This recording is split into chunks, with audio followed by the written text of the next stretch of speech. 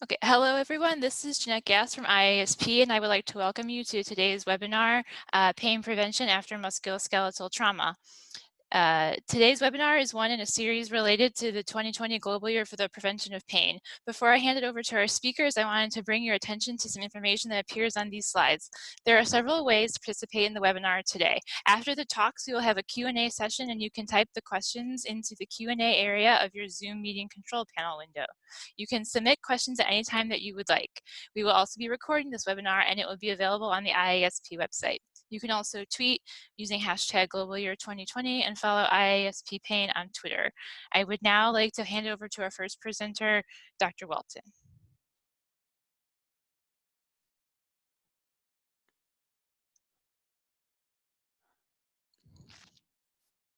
There we go. Hopefully this is working and people are able to see my cover slide.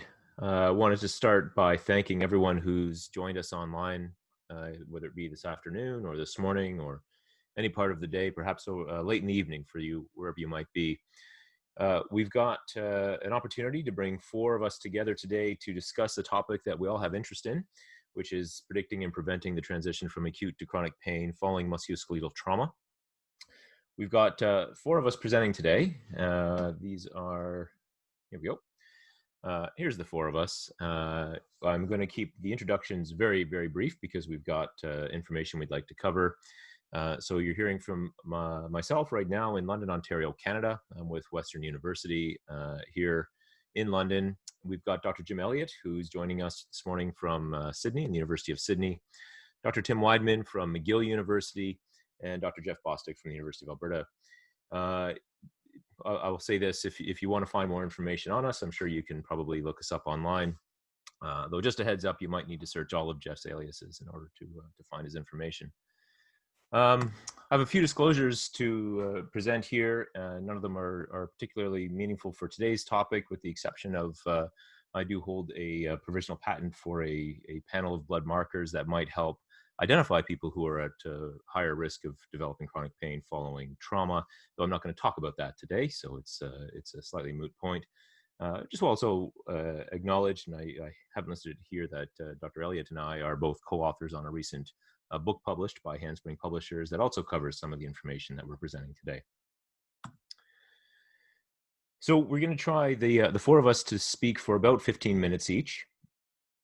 With my 15 minutes, I want to try and get through some of the consistencies in what we know of outcome trajectories and the predictors of those trajectories following common musculoskeletal injuries. And I will say most of my work has revolved around neck trauma, so whiplash injuries and related injuries like that, though we've recently started to branch out into traumas really affecting any part of the body.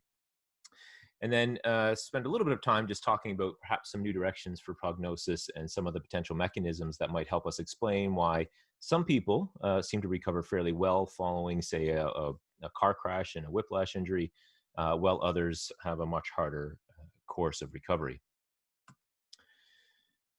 So to kick this off, it's always great when we can see consistencies in research findings across different groups, and we do seem to be coalescing into some fairly consistent findings in some of these trajectories. And I'm going to start all the way back in 2010, where Dr. Michelle Sterling from the University of Queensland published a longitudinal trajectory study and did a nice latent growth curve analysis of scores. In this case, these were people following whiplash-related injuries. And they use the Neck Disability Index, which is, for those who aren't familiar, it's a self-reported, patient-reported outcome focused on neck-related pain and disability. It's actually the most common neck-focused disability outcome that's currently in use. They followed people from within 1 month following a whiplash-related injury for up to 12 months. And what they were able to find was there were 3 meaningful trajectories within those data. We can see, in perhaps some good news, the most common trajectory, 45% of their sample, started with a fairly low level of disability, 20% disability, and you can see by 3 months, the curve started to flatten. So there was a fairly rapid recovery in this group, and these people generally recovered fairly well. On the flip side of that, if we go right up to the upper level, we can see a group of 16% of the sample that started with fairly high disability scores and did not recover very well even by 12 months. And then there's a third trajectory sort of somewhere in the middle. And this was one of the first times that we recognized there were more than sort of just that, that outcome was more than just a binary good or bad, recovered or not recovered. But there was probably a meaningful middle group here that sort of recovered somewhat, but maybe still would have reported some ongoing persistent problems that may or may not have affected, for example, their workability or their ability to resume a normal life trajectory. What was interesting about this work was not only did they use the Neck Disability Index as their outcome, but they also used a PTSD scale, so post-traumatic stress disorder. And interestingly, again, using a similar statistical technique, found 3 different trajectories. And the proportions of people within those trajectories, as you can see, are quite similar. And that, of course, now starts to raise the question of what are we looking at when we're talking about, we'll say, non-recovery or perhaps the genesis of chronic pain or chronic problems following injury? Are we looking at perhaps sort of persistent biological processes? And that may well be the case. And Dr. Elliott is going to address that much more in his session. Or could we be looking at sort of persistent inability to adapt to stress and persistent post-traumatic stress problems, which sort of fit with this emerging sort of thought of many MSK trauma conditions as stressors rather than simply a biological injury. Again, as I mentioned, it's nice to see consistency here across groups. So I've got another paper here from Chen and colleagues back in 2007. They used a similar technique. In this case, it was with acute low back pain. And once again, we can see here pain intensity as an outcome. And while they found 5 different trajectories, you can clearly see that really they could be lumped again as in largely the same sort of 3 broad outcomes. By 52 weeks following low back pain, in this case, only 12% of their sample actually improved very well to the point that they had ostensibly no pain by 52 weeks. There was a fairly large middle group at 44% that had some degree of ongoing symptoms. And then a fairly large upper group at 43% that still would have considered themselves probably fairly disabled. You can see their mean pain ratings were up in this sort of 7 out of 10 or higher range. So similar trajectories, perhaps not as good a spread or distribution of scores for people with low back pain versus neck pain, but interesting to see the trajectories shapes nonetheless. And then we did some work in my lab with a project called the Symbiome Project, where we similarly followed people from within 3 weeks of a musculoskeletal trauma, and these were all-cause trauma. So we decided to look not just at neck or low back pain, that was some of the people in our cohort, but we also had lots of sprained ankles and sprained wrists and knee injuries and things like that. And again, we followed these people for up to 12 months. And once again, using a latent growth curve analysis, lo and behold, we found 3 different trajectories. So this is where I say it's nice to see consistency in findings.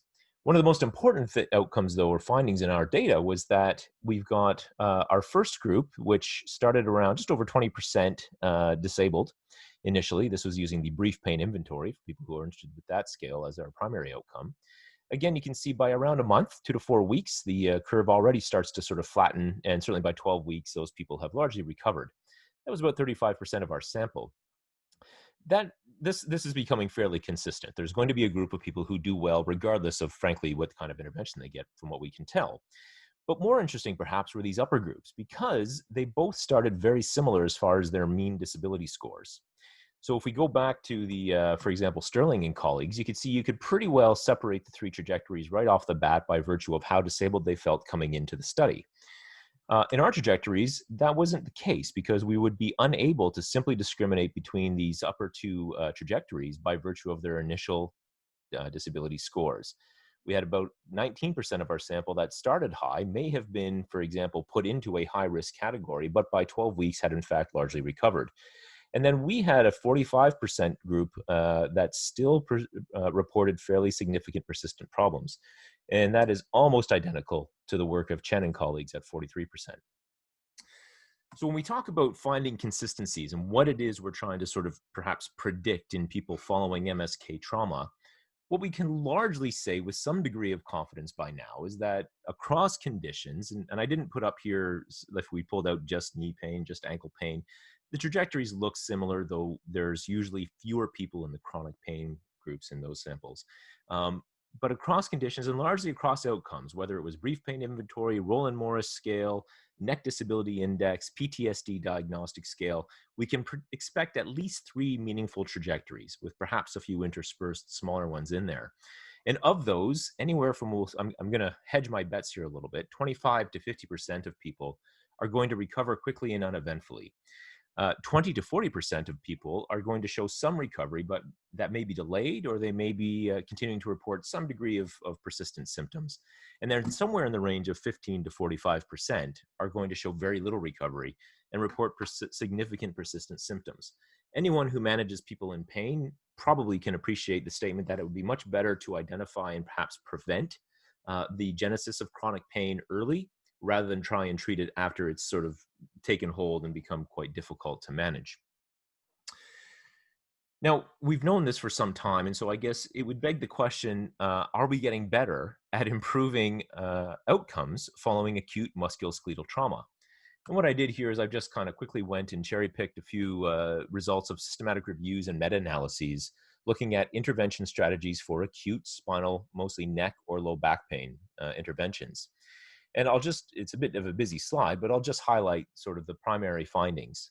And you'll see that I've bolded the sort of meaningful statements here that by and large, the truth is we're not having a tremendously good effect in many of our interventions on preventing the onset of chronic pain. So we're sort of at this point where we are fairly good at identifying people who might be at higher risk. And I'm going to explain how we've been doing that in my own lab here shortly.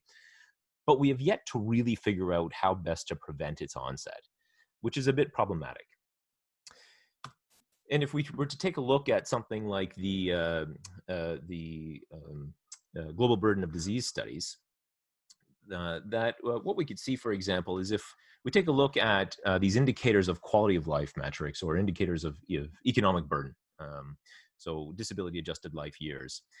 In this paper, they reported their results starting from 1990, which is the column on the left, followed them through 2005. Again, these are just large population-based epidemiological studies. And then did it again in 2015. And this work, for those of you who are familiar with the Global Burden of Diseases study, is ongoing. And I just want to highlight a couple of interesting things here. So if we take a look at some conditions, things like malaria or tuberculosis, over this time span from 1990 to 2015, over that period of time, they have improved. The global burden of these diseases has reduced. And perhaps that's not surprising. We've had better intervention strategies now and prevention strategies for malaria and tuberculosis, and these have been introduced in particular to developing countries, and the overall burden is reducing. And yet, if we look at something like low back and neck pain, we seem to have a problem. If we go from 1990, where collectively neck and low back pain were ranked 12th as far as global burden of disease, it's gone in the wrong direction. And by 2015, the most recent year that this paper reported, it's now the 4th leading cause of global burden of disease. So to say we're getting better certainly wouldn't be true. We seem to be able to identify people at risk of poor recovery, but we don't seem to be improving their outcomes very well just yet. And this, of course, begs the question. You know, we live in a world of that went backwards. There we go. We live in a world of just incredible technological innovation. We've got robots performing surgery. We've got high resolution imaging findings. We've even got now, we're nearing the point of care for like genetic screening. We can do so many things now much quicker. Why is it that we're not, with all of this great technology, we don't seem to be improving the outcomes for people with the very common and very highly burdensome neck and low back pain? And I just, in thinking about this, I want to provide a quick anecdote here, because this kind of has gotten me onto where I've been working at recently. And that is back in the mid 2000s, I was doing a talk in Texas, in San Antonio, Texas, on whiplash. And it seemed everybody thought it was a great talk. And at the end, a fellow stands up and he says, "Have you ever looked at whiplash injuries in bull riders, rodeo riders?" And I thought, no, yeah, I live in London, Ontario, Canada. We don't have much call for rodeo riders. But I said, "Why do you ask?" He says, "Because we never see it." I thought, oh, okay, there's something interesting about that. So, of course, as you do, we go home, and I hopped on the internet, and I thought, okay, I need to take a look at what rodeo riders look like. And I hope this video is going to play for you.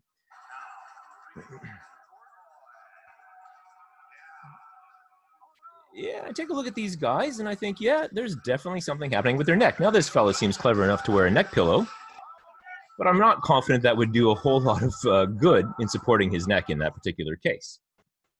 So I thought, okay, there's something to bull riding, perhaps. Why is it that these people are not reporting whiplash injuries? And I started to look at other conditions or other events. And let me see here. There we go. Here's another event in which people rarely describe ongoing or chronic whiplash symptoms. I'm not even sure they're wearing seatbelts. I suppose they are. And there's another group of people who rarely report whiplash symptoms.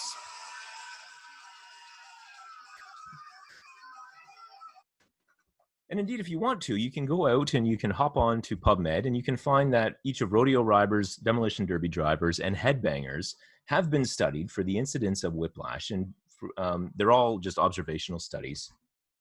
But they don't seem to report persistent whiplash symptoms at the same rate as you would expect for someone involved in an event sort of like this one.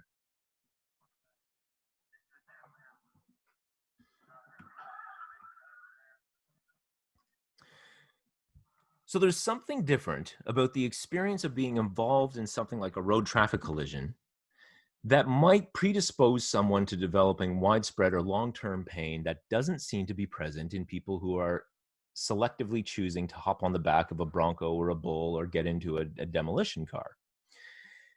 And that's what really sort of started me off onto this path I'm on now. And so this is the results of a meta-analysis that we published several years ago. And I'm happy to say that it was updated by an independent group about 2 years back, and the results are largely the same. And I just want to draw your attention here to the findings. What we did here is we looked at the most common risk factors for a poor outcome following whiplash injury in particular in this case.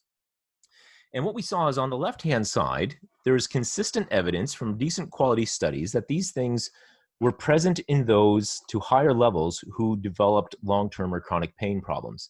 And you can see, for example, people who rate high pain at intake are more likely to rate high pain later on. That's not particularly surprising. Same thing with neck-related disability, but it's the post-traumatic stress symptoms, the catastrophizing. It seems as though what we were finding is that it was more a function of the people's reactions, their emotional or cognitive reactions to the trauma, that were better predictors of their outcome than were what you see on the right-hand side, which were a lot of the parameters of the event itself. So speed, direction of vehicle collision, whether they were aware of the collision, that sort of thing. So we ended up in this place where, we can quantify the magnitude of the event. So we can quantify the speed, the direction, things like that by looking at the car, by pulling up accident event data recorder systems installed on cars, all these sorts of things. And yet that didn't seem to give us a strong or consistent indication of whether and how much this person should be suffering and how long they should be suffering. There were 1 or 2 studies that showed that, and there were a preponderance of other studies that showed it didn't have much of an effect. Now, there's lots of caveats here, one of them being that most of these data were collected through patient self-report, so I don't need to go into the critical review of these. But nonetheless, that's where the preponderance of data were. So that literally led me to look at the individual person and the context within which the event occurred. And that's where we want to talk a little bit about today. And I'm going to try and sort of get through this. What I'm going to do is present the idea of a new model that that we've published a couple of years back, Dr. Elliott and I. And I want to it's a very busy slide. I want to draw your attention to this. This is a slide for those of you who are familiar with the fear avoidance model from Vline and Linton. That sort of starts with pain through catastrophizing, through avoidance, hypervigilance, disability, disuse, depression, pain, and that sort of vicious cycle model. We took that vicious cycle model, and what you see on the left-hand side is still very much that sort of vicious cycle model. And then on the right-hand side, we have these sort of air quotes, you can't see my air quotes here, better outcome trajectory. But there are 2 parts of this I really want to focus on because it's too long to go through the entire model here. And one of them is the idea that a trauma should lead to a stress experience, a stress response.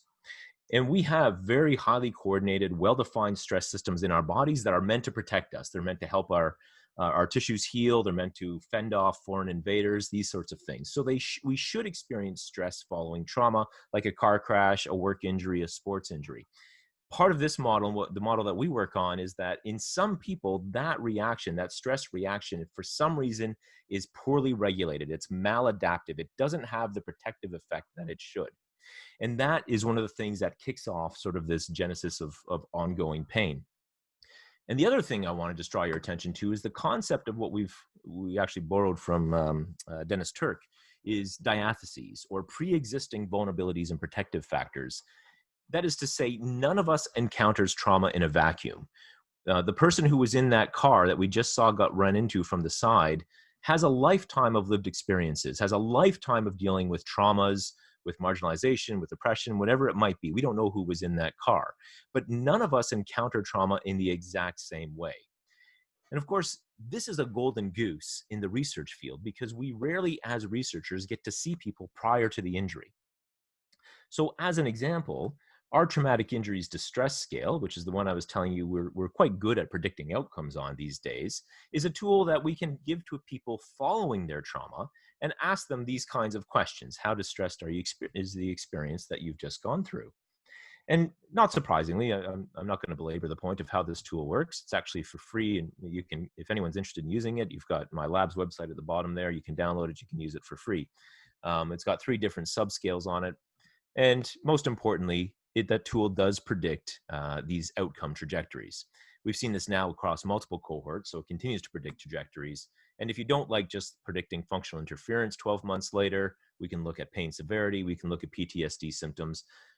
Nonetheless, the point is the more that people circle numbers towards the right side of a page on day 1, the more likely they're going to circle numbers towards the right side of a page on day 52 or day 365, whatever you might be following them on. So what I'm getting at is we now have been good at for some time. There were clinical prediction rules even for whiplash and for low back pain. For those of you familiar with the StartBack tool, for example, and the Rebro tools, they've existed for some time. We have been fairly good for some time now at identifying the people at highest risk of a poor recovery. But as I've already now shown, we're not terribly good at intervening. Again, there are some exceptions. There's one nice randomized trial by Hill and colleagues using the StartBack tool as a prognostic tool to subgroup people into intervention strategies, and they did show a bit of an effect, but it hasn't been strong effects so far. So going back to this comment of how can we understand who these people were prior to the onset of their trauma and injury? And within our Symbiome trial, somebody asked how quickly we saw people. It was less than 4 weeks from injury is how soon people entered the study. We've been collecting all sorts of things. We've got blood, saliva, hair is a very interesting and promising biomarker. We've taken stool, interested in the microbiome and its effects on recovery. More importantly, though, for the purpose of the talk today, I'm just going to focus on is we've really tried to do a big social, environmental sort of workup on these folks. And I just want to present to you now one model that we've been working on to try and better understand what these are telling us. As I just described, people who rate higher on our TIDS tool, that's our traumatic injuries distress scale, also eventually rate higher on pain-related interference, the BPI score. I've shown you that. I just showed you the radar or the scatter plots, if you like them. We wanted to move back further than that. And so then we went back a little bit and we asked more about how people appraise the experience of threat. And for this, we used the Brief Illness Perceptions Questionnaire that some people might be familiar with. And that's based on Leventhal's common sense model of illness representation. So how do you make sense of the injury that you've just experienced? Well, not surprisingly, people who rate the experience as more threatening are more distressed by it and rate more pain. So far, this should be intuitive. But one of the other tools we captured was something called the Adverse Childhood Experiences Questionnaire. Now, this is a retrospective questionnaire. It asks adults to relate to us the kinds of experiences, adversities that they may have had early in life, prior to the age of 18.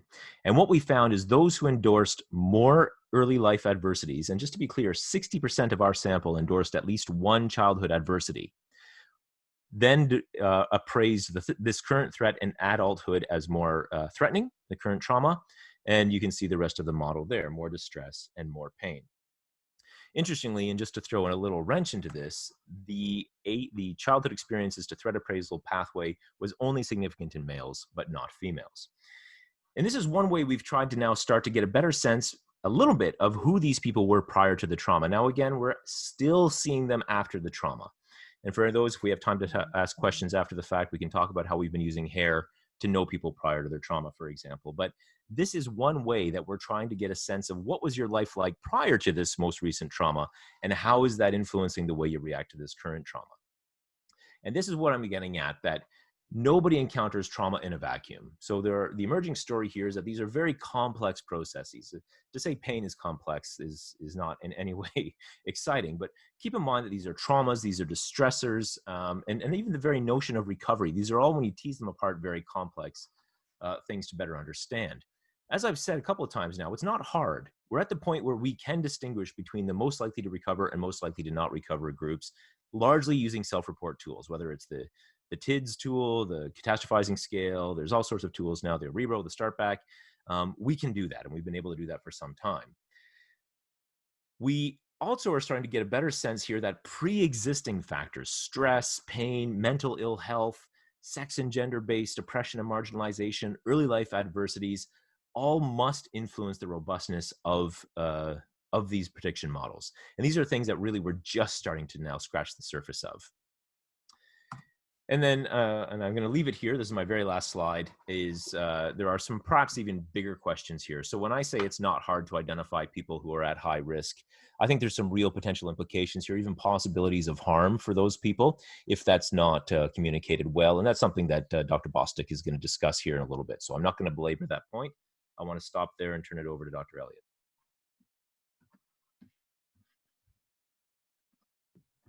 Well, thanks very much, Dave. That's great. And just want to say, well, good morning to all of our friends across Australasia, and good afternoon, good evening to folks in other time zones. And geez, it's a real privilege for me to join Dave and Jeff and Tim. And I want to thank the IASP for the opportunity to share this information. And also a big thanks to Jeanette for organizing us. It's no easy feat. I'm just going to share my screen here and make sure everybody can see it. And I trust you'll be able to tell me if you can't. So for sake of time, I just want to get right into this and share with you. Yep. The other view. Okay, great. Thank you. I knew I was going to do that. How's that? Better? Great, thank you. Okay, no, thanks, Jeanette. Yeah, so share with you some work. I mean, my lab is actually still open in Chicago at Northwestern University, and it's linked strongly with the Level 1 Trauma Center. Northwestern Memorial Hospital, and expanded here to Sydney in my new role, which I commenced in January 2018. And just my disclosures with regards to previous funding over the past 5 years through NIH and now here through New South Wales Health. I do have a provisional patent with some colleagues at University of San Sebastian. And as Dave mentioned, we've put together a bit of a book, and I'll discuss some of that here today, and do a bit of consulting work. Nonetheless, I think just thinking about this background of sort of how did we get here and where are we going, and I was tasked by Dave to talk primarily about imaging. In particular, I'm going to focus just for the time I have today with all of you on some work we're doing on spinal cord imaging, but that certainly is not limited to motor vehicle crash and or the spinal cord. We do a lot of work with spinal cord injury, traumatic brain injury, and other assaults. But I will focus today on some of the work in motor vehicle crash. Right, I'm just thinking in how did we get here? Just in brief, I think it's always good to have a bit of a reflection. And when I started my PhD training back at the University of Queensland in 2002, I think I was fairly naive and, well, still probably am, but somewhat naive with regards to my linear idea of the world, and not really understanding the influence and network that some of my colleagues had, and in particular my PhD advisor and thankfully friend, Gwen Joll, who many of you know. And then, in asking my questions to Gwen, I quickly realized that, geez, her sphere of influence was actually quite large. And there's other people that she introduced me to, and Graham Galloway, who was an MR physicist, and ultimately working across engineering and radiology with Todd Parrish and Gunter Sigmund. Many of you know those names. They're sort of just absolute legends in their own field. And then welcoming colleagues across emergency medicine and basic sciences and psychology, and realizing that, gosh, we may come from very different places in life and look at things through different lenses, but in actual fact, we do kind of cross-cut one another. And that brings us here today with Jeff, Tim, and Dave, and all of you, and certainly a growing network of colleagues around the world, spanning all sorts of allied health and all sorts of different professions, and tomorrow's scientists thinking about, or training those scientists here today to become leaders in the field tomorrow. So nonetheless, I think it's good to recognize that this is not an individual effort here by any means, but I'm saying what probably most of you know with regards to motor vehicle crash. Millions are affected worldwide. There's substantial economic costs. We know, not just our own work, but many others, that there's just very little evidence of structural lesions that may be related to the clinical signs and symptoms and conventional imaging, even though there are a host of vulnerable tissues that could be damaged. Clearly most of that knowledge is from post-mortem studies and or musculoskeletal modeling studies, identifying potential lesions. But then I guess at the heart of clinical practice is, well, if we were able to identify them, well, what would we do with it? Certainly it doesn't potentially warrant a surgical consultation, and we don't have a lot of great evidence, apart from some really interesting trials that have recently come out showing some pretty decent effect sizes. But by and large, we don't have a lot of evidence for how best to treat the individuals who have chronic problems. And I think it's safe to say that we now can appreciate that quote unquote recovery is likely influenced by medical and non-injury related factors, and perhaps it's time to reconceptualize this as both a tissue-based and possibly a stress-based interaction, which Dave, I think really did a nice job at sort of summarizing and laying the foundation for. So let me take you on a little bit of a journey here. With regards to a tissue-based injury and with regards to the severity of a motor vehicle crash, many of you, if not all of you, recognize that crash reconstruction is done in many parts around the world, certainly the States and Canada, where I was doing this work.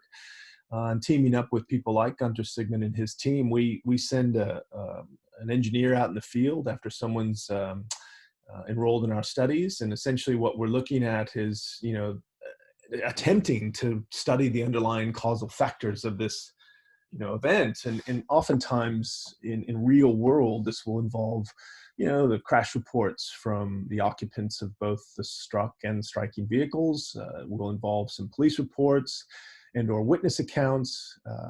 This information typically includes things like the direction of the impact. Was it rear end? Was it side to side? Was it frontal?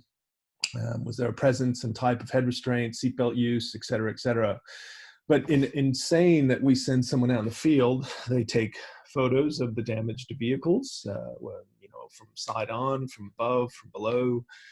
We also get the invoices from the panel beater or the body shop, if you will. We send that information off to our engineers, and they help us reconstruct the crash. And I think most of you would appreciate, and I'm sure all of you would, that a lot of the information collected is often vulnerable to recall bias, although these are used in many med legal cases around the world to determine severity of injury and likelihood of recovery. Well, here's a summary of this. Not a huge study. We only had 37 folks who were willing to allow us to go out in the field, which probably doesn't surprise many, considering there's a very litigious society in the States. But nonetheless, what we ended up finding is not much.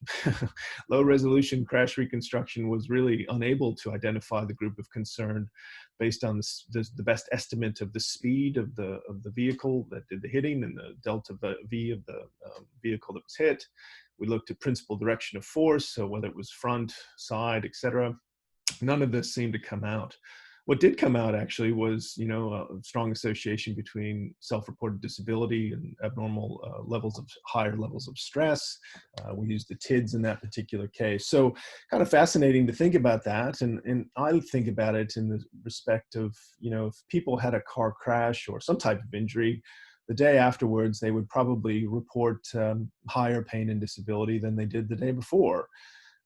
We do have obviously good imaging guidelines through the Canadian C-spine rules, the Nexus criteria, and in this case, the American College of Radiology appropriateness criteria. And funny enough, once they've been screened and determined to be medically stable and no no fracture, no destabilized and injured. Well, then, I'm the first one to say no further imaging is probably required, and unless, of course, things go south. But, we monitor signs and symptoms across our clinical practice, and we do a pretty good job of that. And lo and behold, it's actually only about a third of the individuals that arrive at our emergency medicine department that actually get a warranted C-spine scan. So despite what you might hear, not everybody, at least in our institution, is getting imaging. So nonetheless, no further imaging required. But here's the sort of story at 3 months, as Dave referred to, is this sort of trajectory, and depending on who you read and what you read, I mean, I'm just sort of throwing some numbers up there. Approximately a quarter of them may have a poor recovery. And they do have, that cardinal signs and symptoms: higher initial pain intensity, some cognitive interference, anxiety and depressive symptoms, and widespread sensory hypersensitivity for sure. And I think many people have shown that around the world. Now, I get very excited, and have, for those of you who know me, and if you don't know me, I mean, we spend a lot of time looking at muscles, and this is just summarizing a lot of work over the past sort of, 15 years.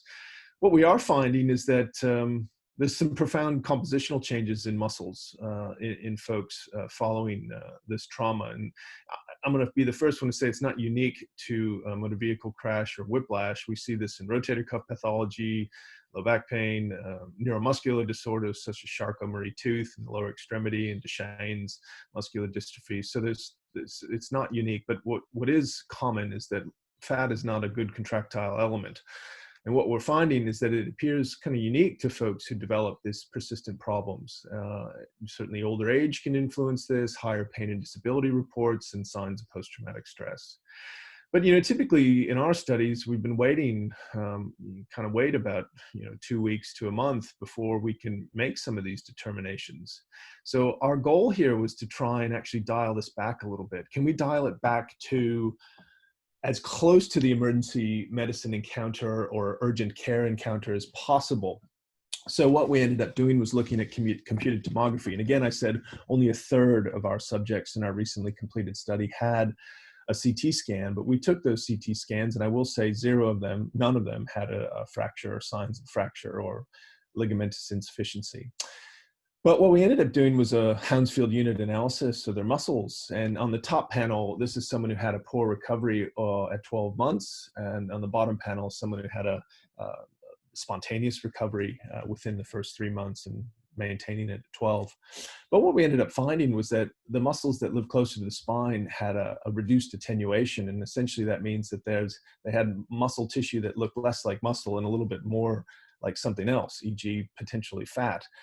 And that was highly correlated with their 1 week MRI measuring muscle fat. So I guess the question becomes is whether or not, we can look at these sort of findings on CT of identifying someone who may be at risk. Now, I will never sell a muscle attenuation profile as the only thing you need. I think Dave, and you'll hear from Jeff and Tim and myself, there's a lot of other things that we measure as well. So maybe it is a biological contributor to the overall recovery. So again, thinking about the pie chart here, full recovery, mild symptoms, and I'm making this very simple here, but chronic pain and disability, again, just to highlight what do these folks sort of look like and what's their clinical presentation. It's very similar across a number of studies. We could add in there, obviously, my own contribution, do with that what you like, is muscle compositional changes. But I've got a question is, what about this group? And what about the group that I started thinking about many, many years ago that have certainly all of those cardinal signs and symptoms, but they may have other things too. It's a small percentage, but it's certainly not an insignificant group. And this is based on clinical observations. Do they have plus or minus some type of spinal cord insult, plus or minus a mild traumatic brain injury? We do a lot of brain imaging as well, but I won't be talking about that in this talk here today for sake of time. And then we kind of wonder about, life before the crash. And I'm reminded of a lovely study in Denmark with Helge Cash and Osterland, looking at pre-collision medical diagnoses and their influence on overall health after the crash. So I'm also reminded, and I've never met Professor Darnell. I know many of you know her name. I'm very familiar with her work, but this tweet was a couple days ago. Randomized controlled trials and other studies offer important evidence, but they do have limits. And we cannot lose sight of the tails of the distribution. And I don't think that's, anything that's too difficult to comprehend. And I think about those patients as well. So if we were to look at the neurological spectrum of this injury or the musculoskeletal trauma, what about these folks that live out here on the tails? They're certainly not average. They certainly have some other signs and symptoms that may be important. And I'm going to share with you one of those individuals that lives in the tail of distribution, normal distributions, 42-year-old male, came to me from Indianapolis, Indiana, when I was still living in Chicago, as a simple rear end MVC, 3 years of persistent bodily pain and weakness, and all the other cardinal signs and symptoms. He has returned to work full time. But I'll tell you what else he had. He had 2 and 3 beat clonus. He had brisk lower extremity reflexes, negative on Babinski. But I teamed up with our folks who are specialists in spinal cord injury at the then Rehab Institute of Chicago, now Shirley Ryan Ability Lab.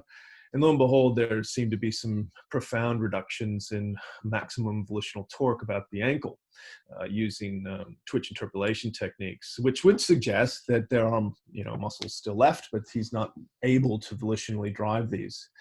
Now that's preliminary, and really, frankly, it was used to support a larger grant, which we've just finished, and I'll share with you some of those results. But I want to be very careful here, because to say that this is a spinal cord injury may cause some troubles for some, and I'm not saying it's a spinal cord injury. I'll never forget our emergency room physician, Mark Courtney, saying, "Mate, you can't say that." And I agree, you can't say that. We're not talking about locked facet joints. We're not talking about something that needs to be reduced surgically or through tongs. But we are talking about something that could involve the spinal cord. Whether or not it's a direct lesion to the cord or some other physiological process, time will tell. But I also think about the work from many of our engineers saying that perhaps the degenerative sort of findings that you may see on the spine, do they relate or perhaps make a spine more vulnerable to some type of injury with head and neck trauma?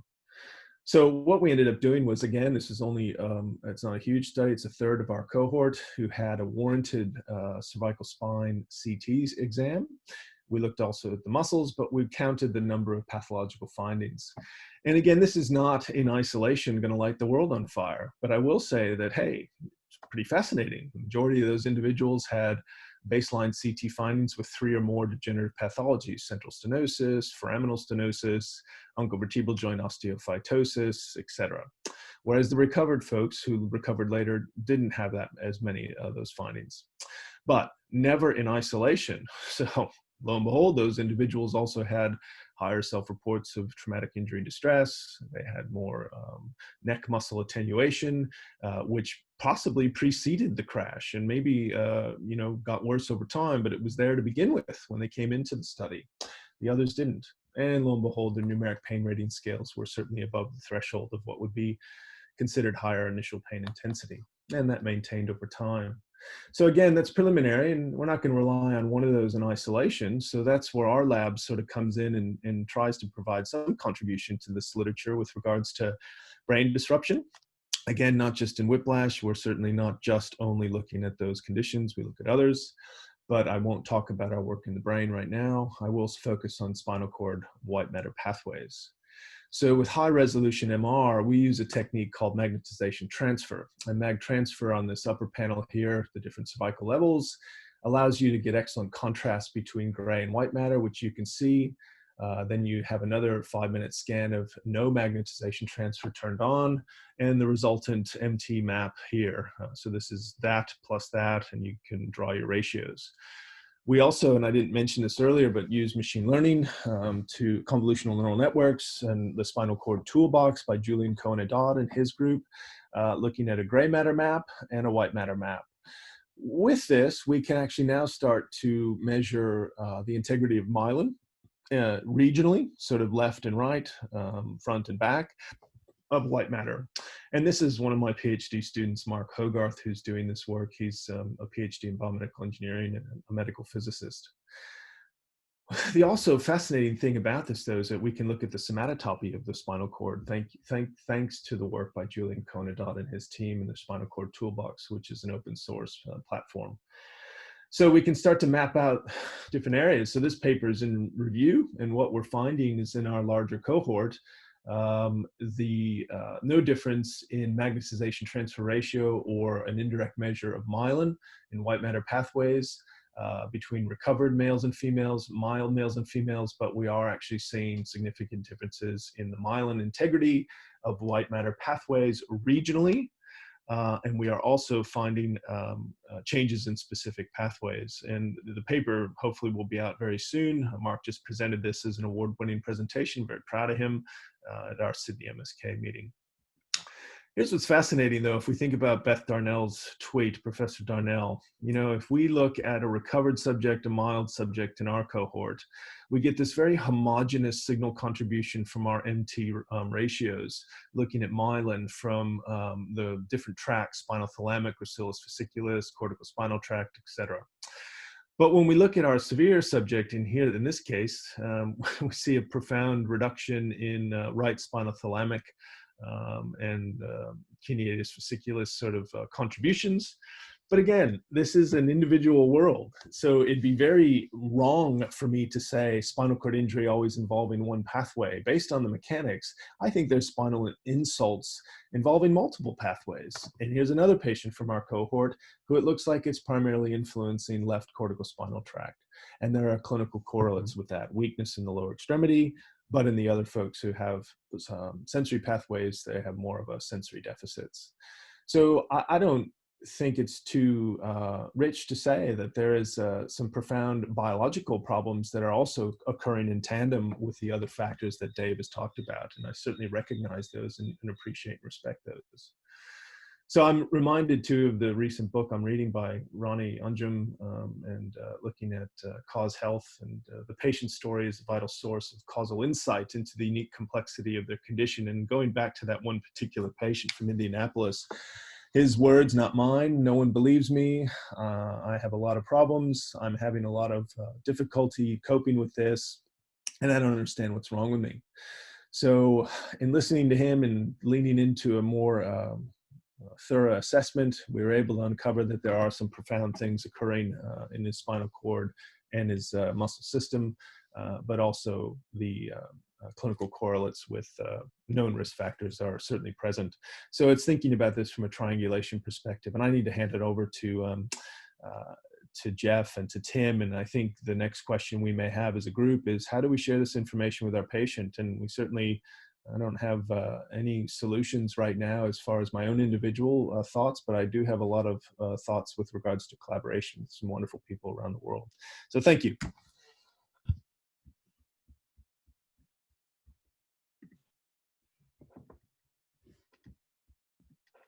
Thanks so much, Jim. That was really lovely. And Dave as well before you. I'm assuming you can see my slides. So my name is Tim Weidman, and I'm coming from McGill University in Montreal.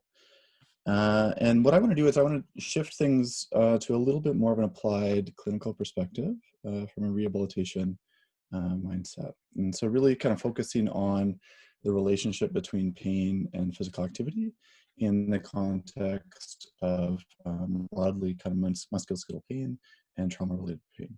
And so if we look at clinical practice guidelines, one of the most consistent things that's being recommended is engagement in physical activity or exercise amongst people who have chronic musculoskeletal pain.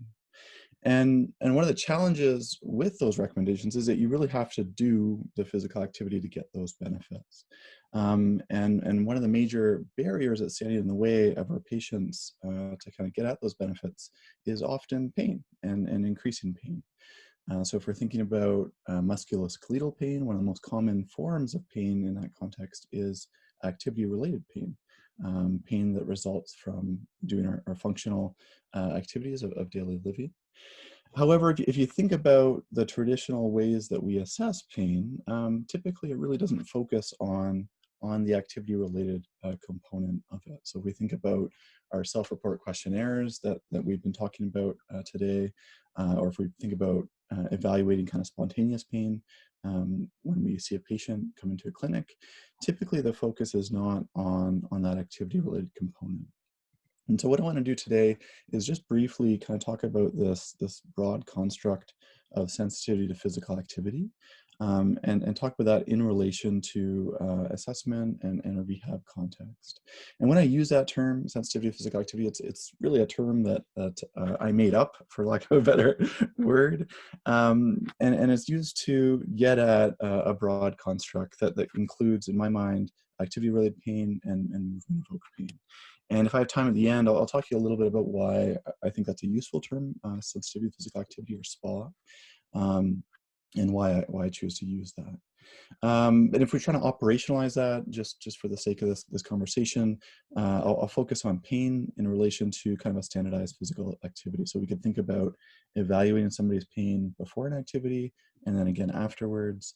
And the change in pain would be their overall level of sensitivity to physical activity. So there's been a lot of research in this area, actually, and there's been two really great reviews just in the past year, one by Rice and colleagues, and I happen to be one of those colleagues, and another by Corbett. And basically what this research is pointing to is that SPA, or sensitivity to physical activity, is really kind of shaping up to be a pretty robust and unique pain construct. So it's one that has, unique underlying mechanisms, unique predictive value when we're looking at recovery and trying to predict our outcomes.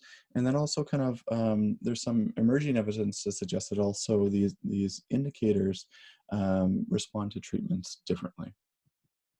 And just to try to illustrate that, so if we look at, it's a really great graph from a review a couple of years back in pain. And what I like about it is it just zooms in on the first 3 days after a surgical trauma, if you will, after surgery in the hospital, and it compares pain at rest versus pain associated with movement. And this is the % increase of movement-related pain compared to pain at rest. And so what you see is in the first 3 days, there's about a 95% to 156% increase in pain associated with movement compared to at rest. And that sounds like a lot. And it is a kind of a lot when you think about it from a clinical context, because what that could mean is that, when a nurse comes in to evaluate a patient following surgery, that person might do an assessment of the pain, and the patient might report that their pain is well controlled. And because of that, let's say the nurse doesn't give any pain medication. So let's say pain rating of 3. And then a moment later, the physical therapist comes in and tries to kind of help that patient become more mobile, gets them up, starts walking, and all of a sudden that pain associated with that movement gets into this uncontrolled range of 7 or 8. And it just kind of illustrates how these differences can have an important clinical impact on what we do. What's also important to bear in mind is that when we're talking about this construct, we really don't have to be talking about a lot of physical activity. So often when we talk about physical activity in the context of pain, we think about exercise and aerobic exercise and trying to build up our tolerance to that. But there's some really interesting data that we published a while back that looked at just kind of self-report, in this case, discomfort levels across a 6-minute walk task. So a really simple self-paced walking task where people started, this is on 100, started at a score of 13 and then increased to 30 over the one task. They had a little break, went down to 22, and then back up to 32.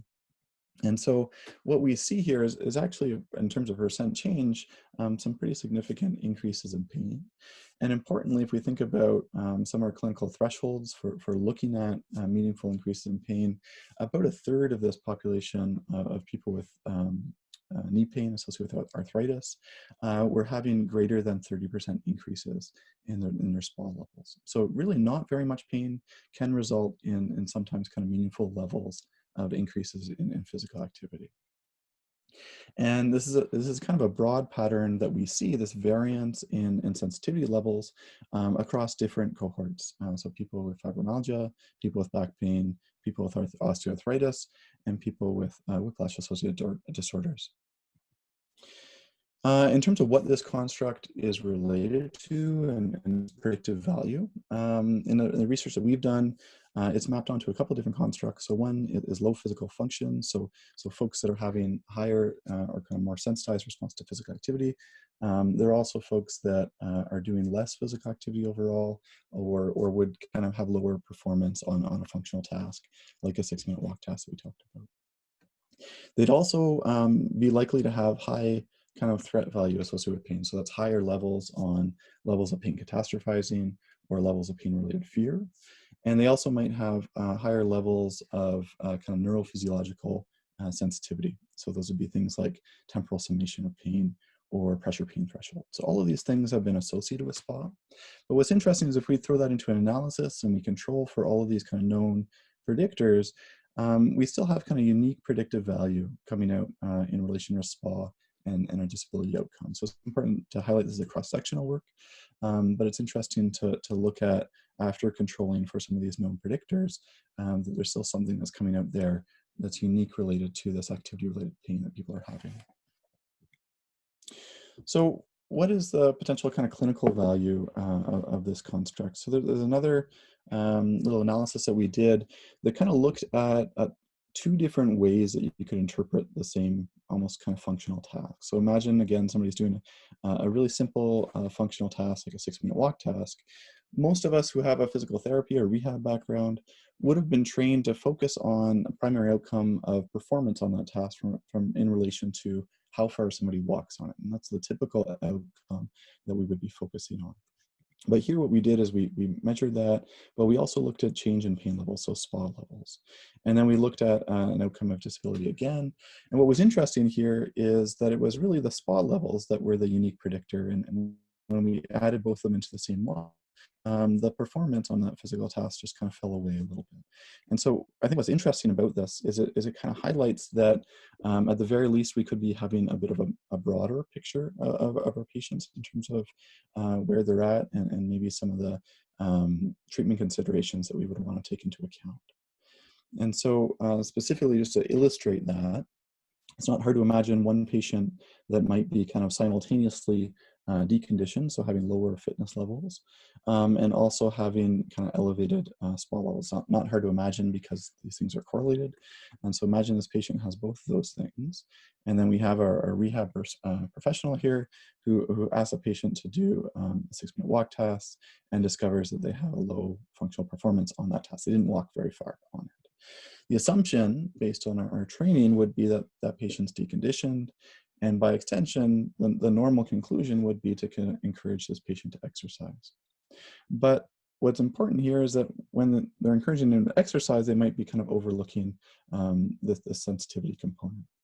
And so there's more of a likelihood that this patient would kind of flare up and maybe have a really poor response to physical activity and exercise.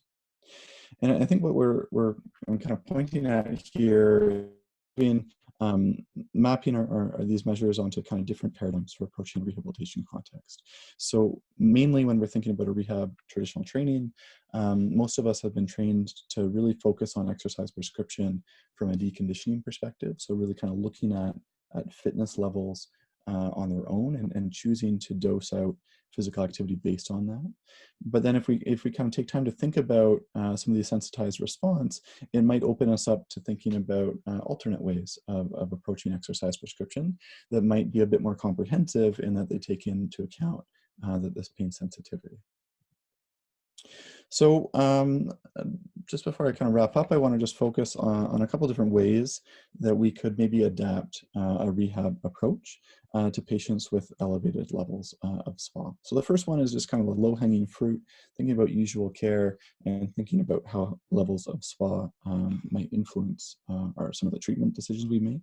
So imagine this patient that is deconditioned and also has these high levels of sensitivity. By doing something like a functional task, but also measuring pain in relation to that, so pain reactivity in relation to that, we might get a more comprehensive look at this patient, realize that person's both deconditioned and sensitized, and then kind of take that into consideration as we're mapping out treatment. We might take things a little bit more slowly. We might want to focus on some pain education, therapeutic neuroscience education, to help a patient understand this predisposition to having this kind of sensitized response and how they might want to take that into account as they go about their daily life. So that's kind of low-hanging fruit, option one. Option two would be to try to augment some of our disability reduction interventions using the knowledge that we have about sensitivity to physical activity. So there's a range of different interventions that focus on helping individuals engage in physical activity, and they're really kind of intended to help build tolerance or desensitize individuals, but they really don't have a concerted element for measuring that and for tracking that. So one simple activity that we commonly use in literature and in clinical practice is graded activity. And here, basically, we're kind of dosing out physical activity based on tolerance levels. But when we think about it, there's not really a standardized way to kind of look at measuring those tolerance levels or kind of dosing out that physical activity. And here's an important role where SPA could help with that. So one, in identifying patients that might be most likely to benefit from these individuals, or informing how we dose out exercise, and then also potentially for monitoring treatment response.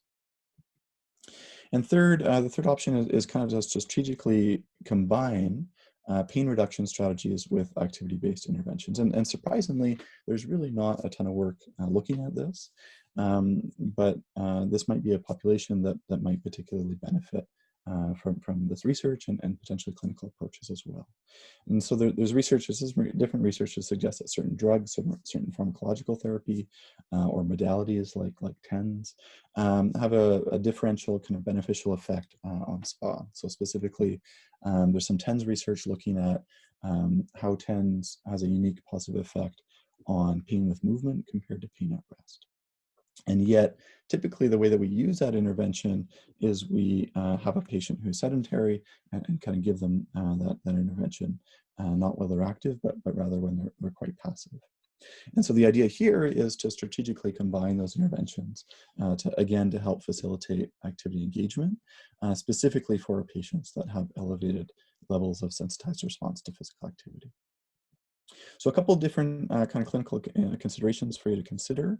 In terms of future directions, one area that we're kind of focusing on in our lab right now, my student Arthur Vosnowski-Vu is really doing some great analyses looking at SPA from a biopsychosocial perspective. So typically when we think about pain, we kind of think about that from a multifaceted biopsychosocial construct, but most of the literature when we look at movement-related pain is really kind of focusing on these unidimensional measures of pain intensity or pressure pain threshold, as I've been talking about. But there's some interesting analyses that he's working on right now, working to a paper that show specifically that things like situational catastrophizing in relation to movement is a really great predictor of recovery, and more so than some of those other traditional approaches to quantifying SPA.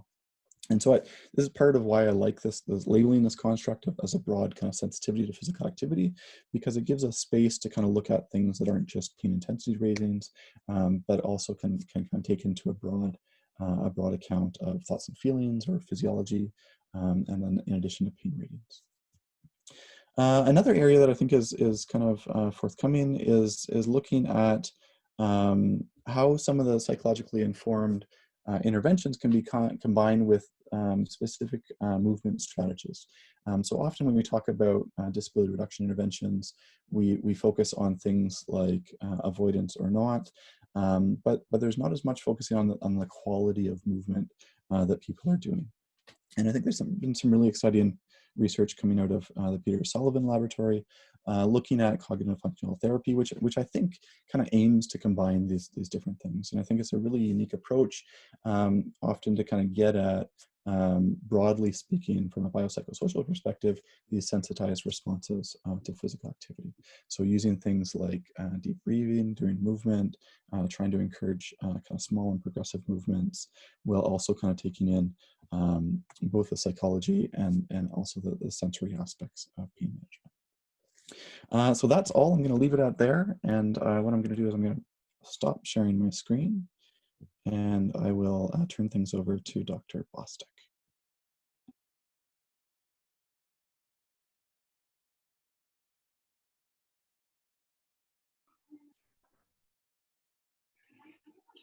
Thank you, Tim, and Dave and Jim for your great talks. I've been tasked with making sure we balance all of this great work with making sure we're considering the perspectives of people living with pain. And so I'm just going to talk very briefly about some ideas to consider. So, of course, there's been lots of great information already presented about predictions and then crafting treatments to help minimize the impact of pain in the future, but should we? So I'm just going to briefly talk about some of the consequences of the predictions we might make and how that might influence people with pain. And then also the challenge of communicating these predictions. So prognostic labels, as you've already heard, are really important to help generate targeted treatments that help limit the burden of pain and disability as people continue on the recovery journeys. But they can also be cues that activate stigma. So you've all probably heard clinicians refer to people with pain as being fear avoidant or a catastrophizer, or perhaps a complex or difficult case. But these can have some negative impacts, and particularly for marginalized groups. And here's an example of that, where this study talked about a number of things, but one of the key findings was that men were more likely to be recommended analgesics, while women were more likely to be recommended psychological treatments. So some of the labels that that can be placed upon people with some of this prognosis work and can actually perpetuate stigma. And here's a qualitative study that looked at that in a little bit more detail, where we wanted to know some of the pain assessment recommendations by women who are been shown to be marginalized in the pain literature. And women talked about being less likely to recommend routine psychological assessments. And these assessments are often part of our prognostic models, out of concern of not being believed by healthcare providers and the label that would follow them. So again, some of these key predictors that lead to different trajectories and types of treatments, which are a good thing, can also lead to negative labels and perceptions that perpetuate stigma. So of course, I'm not trying to suggest that we shouldn't do prognosis and shouldn't aim to prevent future pain and disability based on these prognostic models. But prognostic labels should be used in discussion with the person and not about the person. Patient-centered care is, of course, a really important value in the management of pain. And while we often think we're talking about the same thing, sometimes our meanings diverge, and that can be problematic. So if you look at much of the research on prognosis, the outcomes that are used are typically generated by researchers, and patients tend not to have a loud voice in determining these outcomes. So it's important for us to consider that there's alignment in the research and data and literature that you're using to inform some of your clinical decisions, align with patient values as well. So much of the clinical reasoning that happens with taking data, like some of the information you've already heard, and applying it to a single patient is imperfect. And it's important that clinicians have some expertise and patients' values are considered to balance the kind of hard quantitative data that you're using to make decisions with the softer but yet very important qualitative type of data. So narrative reasoning is a form of clinical reasoning that can be used to understand patient values, to ensure that the outcomes that you think are important are actually important to your patient.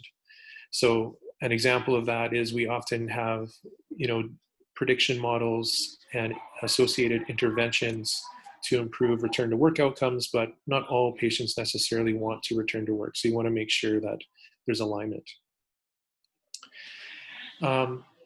Jim alluded to the communication of making pain predictions, and there's lots of qualitative research that tells us that people want to know their prognosis and want to know how their care will be adapted to achieve better future outcomes, even if there's uncertainty with these predictions. Ethics also requires clinicians to discuss prognosis so that informed management treatment decisions can be made. But it's actually not formally discussed with the patient. It's probably talked a lot about in the clinic charting room and that sort of thing, but it's not formally discussed with patients. And so there's a communication theory called problematic integration theory that helps to demonstrate why communication of prognosis can be problematic. So in the situation of a where probability of a valued outcome is high, there's really no challenge in communication. So this is a scenario where your prognostic model suggests a very positive recovery trajectory, and that typically is valued by patients, that they're likely going to have an uneventful recovery and have a reduction in their pain and disability. But on the other side of the coin, where the probability of a low value outcome is high, then communication becomes a big challenge. So this is a scenario when a clinician has identified through their narrative assessment and all the quantitative data and survey data that they can generate, where the clinician feels that the prognosis may not be as positive, which would be a low value outcome for the patient. So this makes communication challenging. And to illustrate this is, we have a mismatch between the healthcare, we potentially have a mismatch between a healthcare provider's prediction of future pain and the treatments that should go along with that, and the person living with pain and their expectation. And so we often hear about clinicians talking about trying to change expectations and change their narrative. And it's worth asking is, do we have a place in actually doing that?